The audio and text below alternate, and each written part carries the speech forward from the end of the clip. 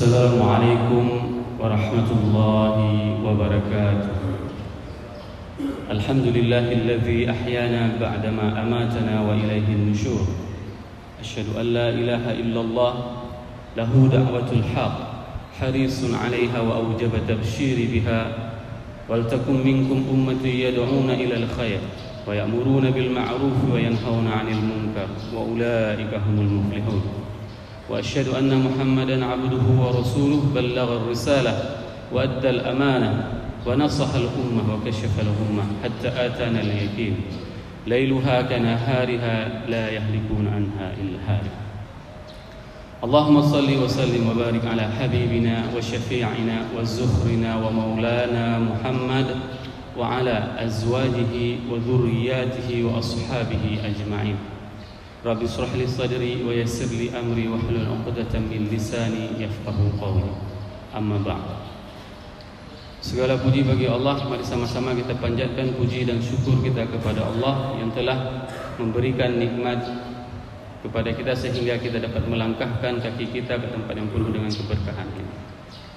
Dalam beberapa hari ini kita mengalami keadaan yang sangat panas sehingga banyak keluhan dari warga kota Luxmawe yang mengatakan air sumur yang kehabisan.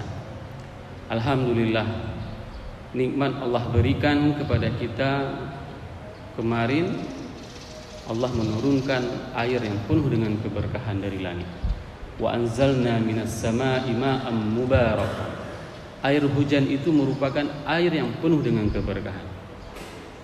Di saat kita mengalami krisis ketidakadaan air, janganlah terlalu kita mengedepankan solusi terlalu duniawi. Ada di antara beberapa warga kota yang mereka begitu mengalami kehabisan air, mereka menggali sumur, membuat sumur bor. Itu memang benar dan boleh kita lakukan. Akan tetapi kenapa kita tidak mendekatkan diri kita kepada Allah dan mengadu perihal kita tersebut? Dan itu dikatakan di dalam surat Mulk. Afara'aitumul ma'al ladzi tashrabun a antum anzaltumuhu minal muzni am nahnul munzilun. Apakah kalian semua tidak melihat air yang kalian minum itu? A antum anzaltumuhu minal muzni am nahnul munzilun. Apakah kalian yang menurunkannya dari langit atau kami?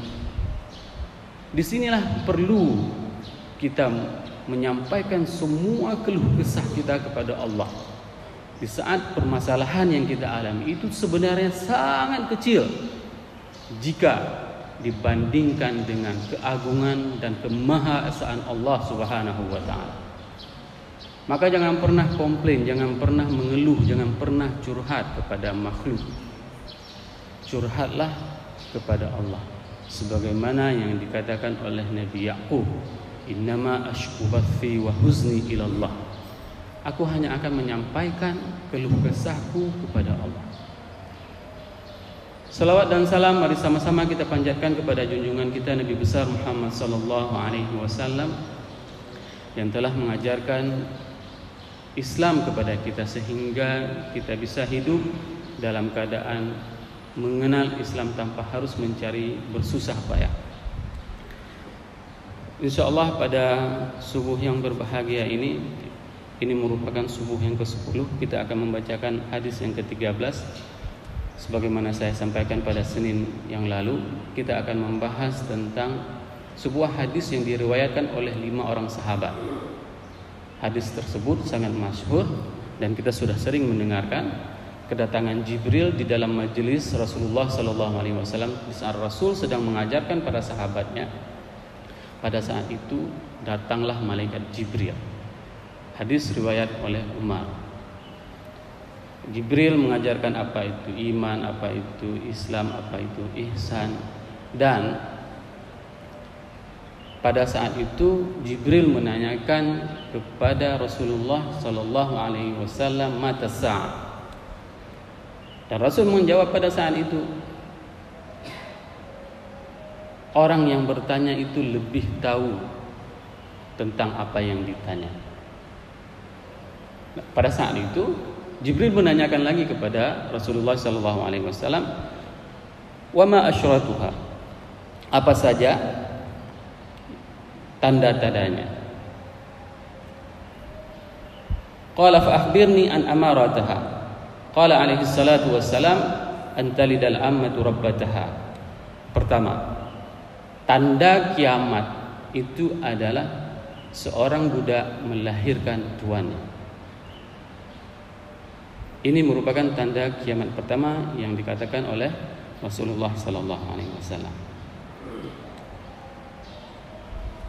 Wa antara al-hufata al-urata al-'ala ri'a asy-sya'ir yatatawwaluna fil bunyan. Yang kedua tandanya itu adalah wa antara al-hufata al-urata al-'ala, kamu melihat bahwasanya ada orang miskin berjalan tidak memakai alas kaki, telanjang kaki, ri'a asya, dan pengembala kambing, pekerjaannya sebagai pengembala kambing, yatatawwaluna fil bunyan, mereka berlomba-lomba membangun bangunan. Ini merupakan dua buah tanda kiamat yang dijelaskan oleh Rasulullah sallallahu alaihi wasallam. Pertama, durhaka anak terhadap orang tua. Yang kedua, orang miskin pekerjaannya mengembala kambing, akan tetapi membangun bangunan yang tinggi. Ini perkataan 1400 tahun yang lalu, jamaah sekalian. Perkataan seperti inilah yang apabila didengar oleh para sahabat, mereka itu tidak pernah melakukan analisis. Tidak seperti kita. Kita begitu mendengar sesuatu itu analisa dulu, betul atau tidak, iya atau bukan. Tapi para sahabat di saat mendengarkan sesuatu yang disampaikan oleh Rasulullah SAW, mereka langsung mengimaninya. Dan hari ini apa yang disampaikan oleh Rasulullah SAW itu benar terjadi. Benar terjadi bahwasanya seorang budak melahirkan tuannya. Inilah bentuk kedurhakaan yang digambarkan oleh Rasulullah SAW. Berapa banyak hari ini di antara ada manusia yang menjadikan orang tuanya itu sebagai budaknya. Perlakuan budak itu banyak sekali. Contoh yang paling gampang dan yang paling sering, saat dia sudah berkeluarga dan dia mempunyai anak, maka anaknya dititip sama mamanya, disuruh jaga, mak ni jaga anak ulung tak. Padahal ibundanya sudah lama mengasuh dia, membesarkan dia, dan diberikan beban baru. Bebannya apa? Disuruh jaga cucunya. Dan seorang ibu, dia tidak akan pernah menolak. Begitulah kasih sayang ibu terhadap anak. Dia tidak pernah menolak apa yang dibuat oleh anaknya. Diterima, dilakukan dengan lapang dada. Padahal ini yang dikatakan oleh Rasul bahwasanya seorang budak melahirkan tuannya. Dia buat ibunya seperti budak. Banyak keluhan dari ibu-ibu. Ada keluhan diantaranya, dikasihnya uang belanja untuk saya, disuruh saya belanja ke pasar, padahal saya sudah tua. Anak macam apa seperti ini? Ini menjadi pertanyaan. Tayu jak belanja madu pasai, tayu masak dengan alasan enak sekali. Kalau mama masak bebek itu enak sekali. Oh, kalau mama masak sambal enak sekali. Memang ibu tidak pernah memprotes. Begitulah kasih sayangnya. Tapi ini adalah bentuk kedurhakaan seorang anak terhadap orang tua. Kita akan melihat nanti bagaimana Al-Quran memposisikan seorang ibunda. Padahal jasa ayah itu sungguh luar biasa.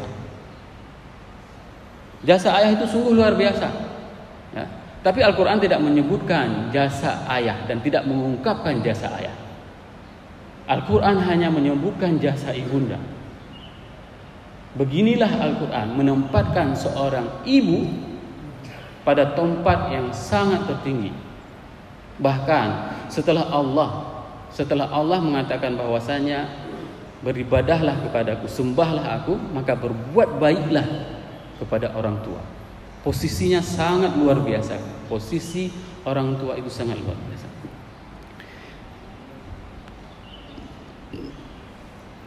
Kita akan membacakan surat Al-Ahqaf. Allah berfirman, "Wa wasainal insana biwalidayhi ihsana." Ya. Ini adalah wasiat dari Allah. Allah mewasiatkan kepada manusia semuanya, bukan orang beriman, bukan orang mukmin, akan tetapi kepada manusia. Manusia ini semuanya. Siapa yang berwasiat? Allah. Allah yang berwasiat kepada manusia semuanya. Biwalidayhi ihsana, hamalathu ummuhu kurha. Ini satu posisi, jasa ibu, ya. Hamalathu ummuhu kurha, mengandungnya dengan susah payah. Ini jasa yang pertama itu. Sungguh luar biasa pengorbanan seorang ibu di saat mengandung. Sungguh luar biasa, dengan berat beban yang dia harus dibawanya, dengan segala macam psikologisnya. Dan yang ini yang lebih tahu itu ya ibu-ibu. Kami hanya mendengarkan curhatan dari seorang ibu, dari seorang istri di saat anaknya lasak di dalam perutnya. Tidak ada satu orang ibu pun di saat anaknya lasak itu diketok perutnya. Hai pegang perut. Tidak ada. Di saat anaknya lasak di dalam perut, digosoknya. Baik budi nak ya, dielusnya seperti itu. Ini yang dinamakan dengan hamalathu ummuhu kurha wa wada'athu kurha, dan dia melahirkan itu dengan susah payah. Dan ini sudah kita jelaskan. Ada salah seorang yang menggendong ibunya dari Irak ke Mekah, dan dia ingin mengatakan bahwasanya, apakah aku sudah berbakti kepada ibuku? Apa yang kamu kerjakan? Aku telah menggendong ibuku dari Irak sampai ke Mekah untuk melaksanakan ibadah haji, dan aku memandikannya, mensucikannya. Dikatakan oleh Umar, tidak satu pun di saat dia melahirkan itu tidak bisa kamu membayarnya. Bayangkan, perjuangan seorang ibu di saat dia melahirkan itu adalah nyawanya. Oleh sebab itu, Al-Quran mengabadikan jasa orang tua, dan khususnya yang diabadikan itu adalah jasa ibu. Dan yang ketiga, Al-Quran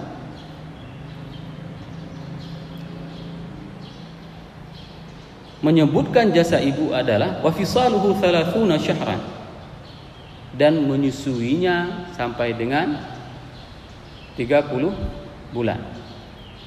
Berat, apalagi sekarang dengan ibu-ibu yang sudah bekerja. Ya, pengorbanannya sungguh luar biasa. Mereka tidak akan fokus untuk menyusui anaknya. Mereka hanya bisa melakukan susuan pada waktu-waktu tertentu. Maka kasih sayang seorang ibu itu akan berkurang kepada anaknya di saat dia tidak bisa menyusuinya selama sebagaimana yang disebutkan di dalam Al-Quran. Begitu juga dengan hal-hal lain, baik mengenai gizi, baik mengenai apapun, karena air ASI itu merupakan air yang memang sangat spektakuler, yang tidak bisa diproduksi dan diganti dengan berbagai macam susu-susu pengganti yang lainnya. Innalillahi wa inna ilaihi. Ada 3 hal yang disebutkan di dalam Al-Quran tentang jasa orang tua, khususnya jasa ibu. Nah, setelah disebutkan 3 jasa tersebut, ya,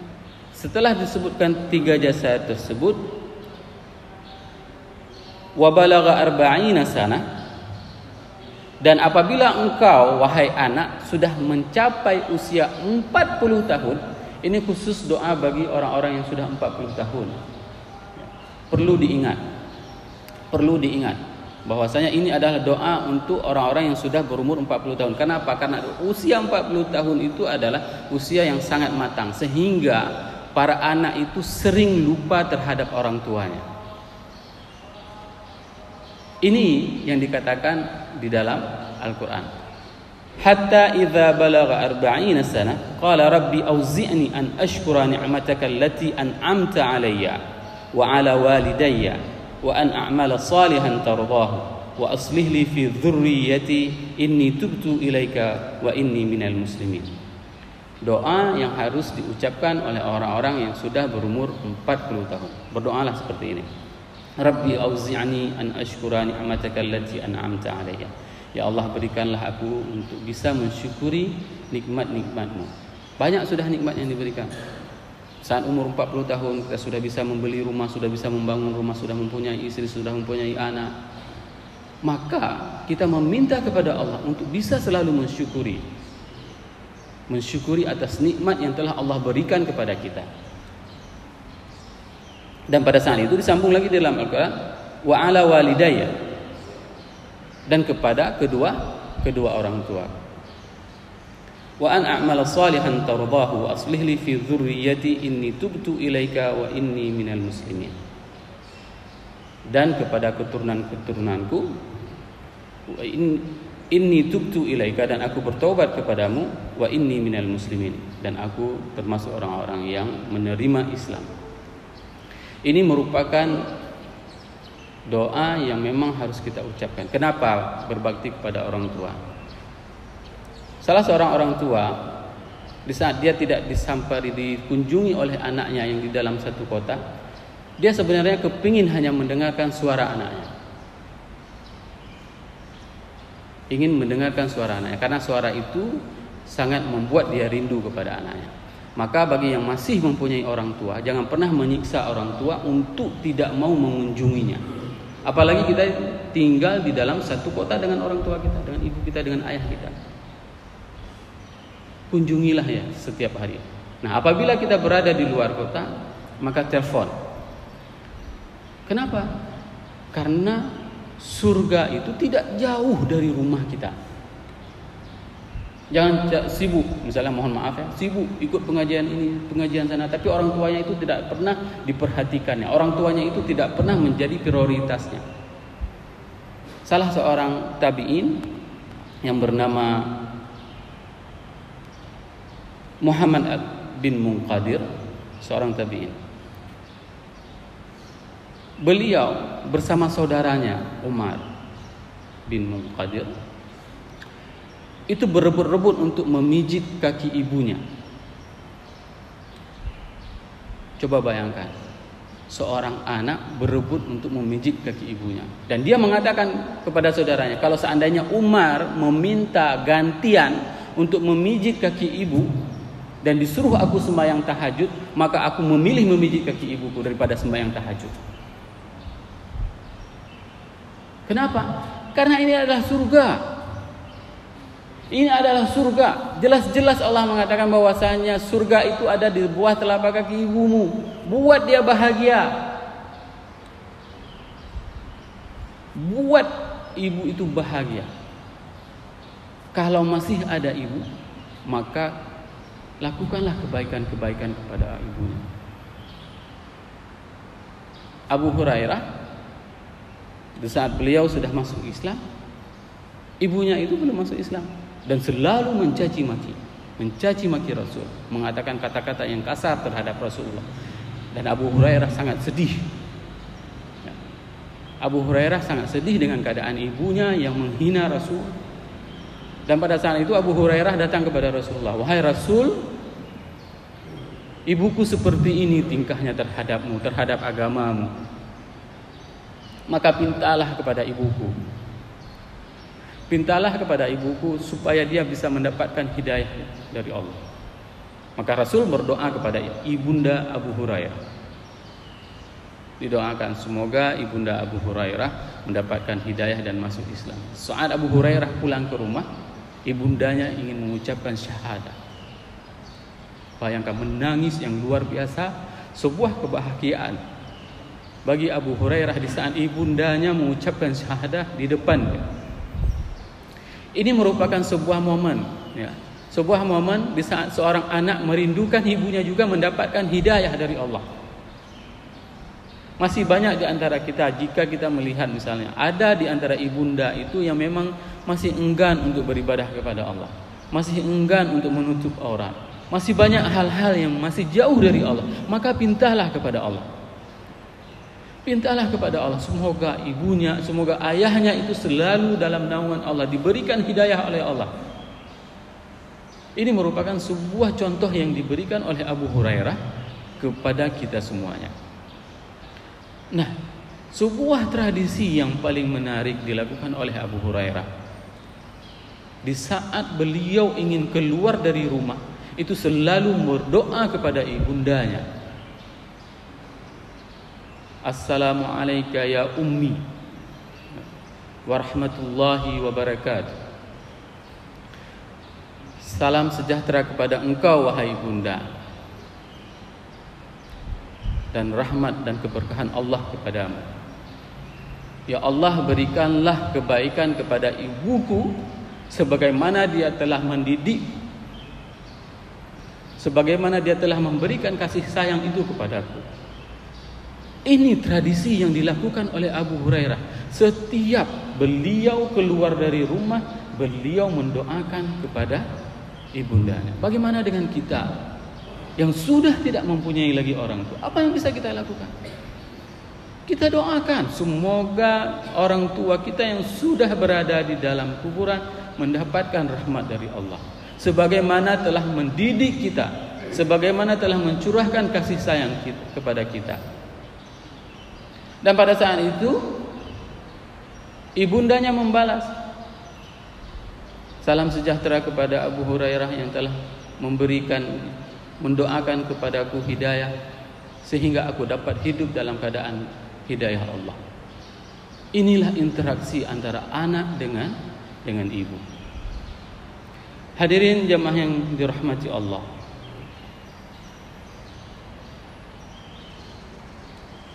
nasihat kepada seorang ibu, jangan pernah bosan dengan hamil. Kenapa? Karena hamil itu merupakan jasa yang memang diungkapkan langsung oleh Al-Quran. Dan jangan pernah malas untuk melahirkan, dan jangan pernah malas untuk menyusui. Karena 3 hal tersebut merupakan aktivitas yang mulia, dan itu disebutkan di dalam Al-Quran. Di dalam surat Al-Isra Allah berfirman, A'udzubillahi minasyaitonirrajim. Bismillahirrahmanirrahim. Wa qadha rabbuka alla ta'budu illa iyyahu wa bil walidaini ihsana imma yablughanna indaka kibara ahaduhuma aw kilahuma fala taqul lahumu uffin wa la tanharhuma wa qul lahumu qawlan karima. Jangan pernah kita membuat ibunda kita itu sakit hati. Jangan kita pernah membuat ayah itu sakit hati. Bahkan kata-kata uf saja itu tidak boleh kita sebutkan. Maka bagi siapapun yang masih mempunyai ibunda, masih mempunyai ayah, berbaktilah sebaik mungkin. Bulan Ramadan merupakan bulan yang penuh dengan keberkahan. Apa makanan yang paling disukai oleh orang tua kita? Antar ke rumah mereka. Jangan kita menghabiskan waktu kita hanya untuk menjadi bulan Ramadan itu adalah syahrul intiqam. Apa itu syahrul intiqam? Bulan pembalasan dendam.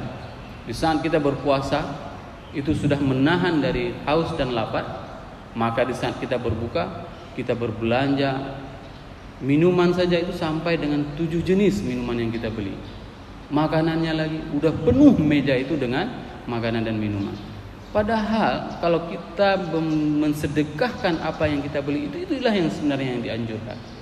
Kita antar ke masjid, kita antar ke tempat orang fakir miskin, tetangga kita yang miskin. Boleh berbelanja, tetapi bukan untuk kita konsumsikan semuanya. Kenapa? Karena Allah menciptakan 1 bulan itu adalah dijadikan tubuh kita untuk bisa beristirahat, tidak bekerja secara maksimal. Ya. Kenapa?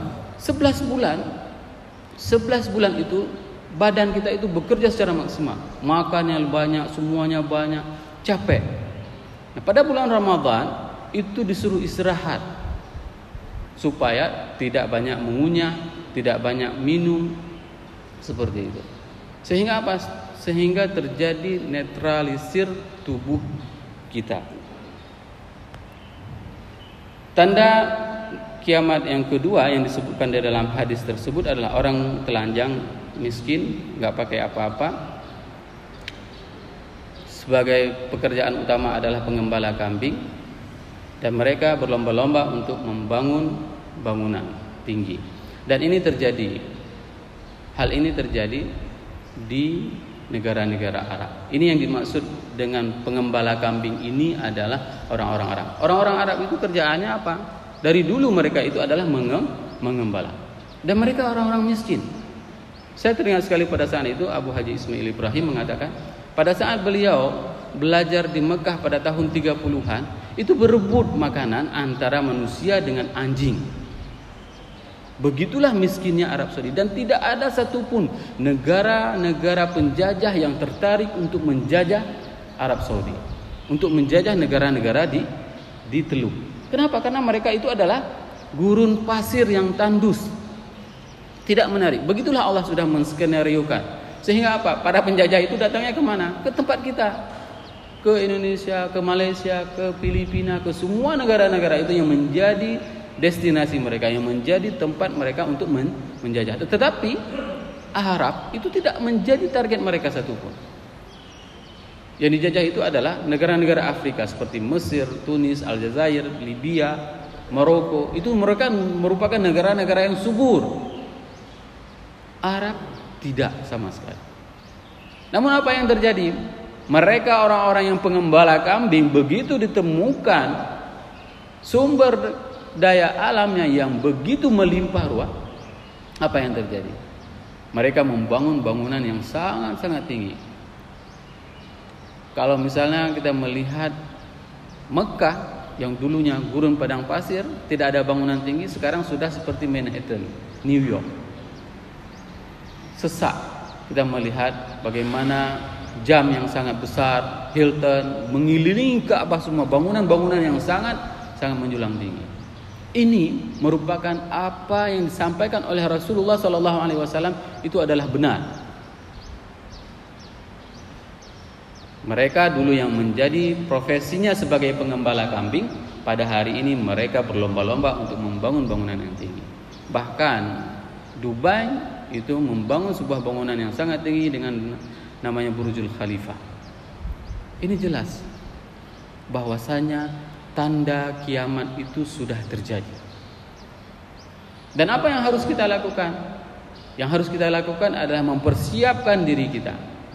Mempersiapkan diri kita, semoga kita tidak termasuk orang yang tidak bisa melalui Ramadan itu dengan penuh dengan keberkahan.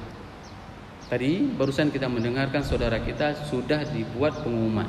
Sayang, hanya 4 hari lagi, 4 atau 5 hari lagi kita akan memasuki bulan yang penuh dengan keberkahan. Dan bulan ini tidak pernah diberikan oleh Allah kepada umat-umat sebelumnya.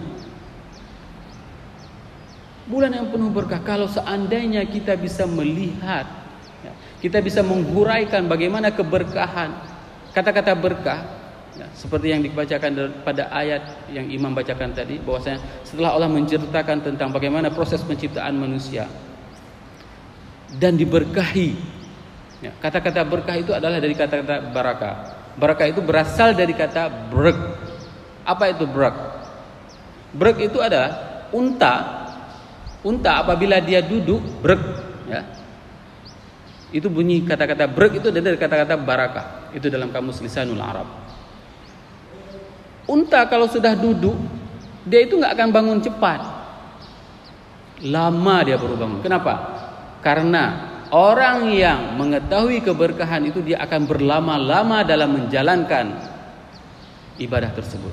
Maka di bulan Ramadan yang hanya tinggal beberapa hari lagi bagi kita, persiapkan diri kita sebaik mungkin. Kalau dulu kita tidak pernah dan sedikit sekali menghabiskan waktu kita untuk membaca Al-Quran, maka bulan Ramadan fokus baca Al-Quran, tadabbur Al-Quran. Karena ini merupakan salah satu bulan yang penuh dengan keberkahan. Keberkahannya itu dilipat ganda yang sangat luar biasa. Belajarlah bagaimana Rasulullah Sallallahu Alaihi Wasallam yang sudah dijamin masuk surga, akan tetapi menampakkan, memberikan contoh kepada kita bagaimana kamalul ubudiyah Rasulullah Sallallahu Alaihi Wasallam. Rasul itu salat malam itu sampai dengan kakinya itu satu diangkat, begitu lelahnya, begitu sudah kembungnya kakinya. Tidak sanggup lagi. Sehingga apa? Turunlah surat Taha. Sebenarnya kata-kata Taha itu Taha lil ard. Ma anzalna 'alaikal Qur'ana litashqa. Pada saat itu Aisyah melihat bahwasanya kaki Rasul itu sudah bengkak dan beliau mengangkat sebelah, rehatlah seperti itu. Maka dikatakan dalam Al-Qur'an, turunkanlah kakimu, ma anzalnal Qur'ana 'alaika litashqa. Al-Quran itu diturunkan bukan untuk memberatkanmu.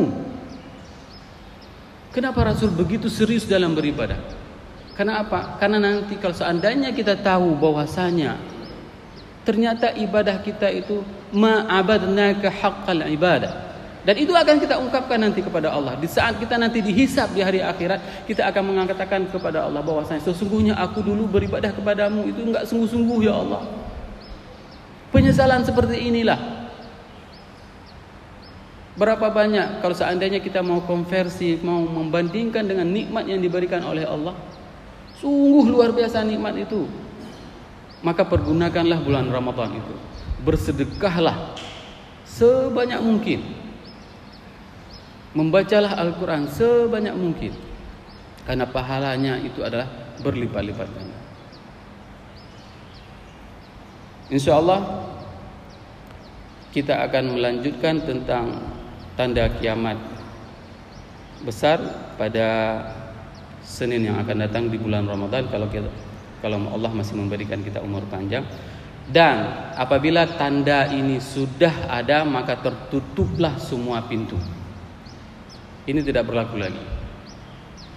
Tanda-tanda yang kita sebutkan dalam 10 pekan ini merupakan tanda yang masih kita mempunyai kesempatan untuk bertobat kepada Allah, untuk mendekatkan diri kita kepada Allah. Namun apabila tanda kiamat besar ini sudah ada, maka tertutuplah semua pintu, tidak ada lagi tobat. Maka selama Allah masih memberikan kita umur panjang, maka pergunakanlah waktu tersebut untuk mendekatkan diri kita kepada Allah.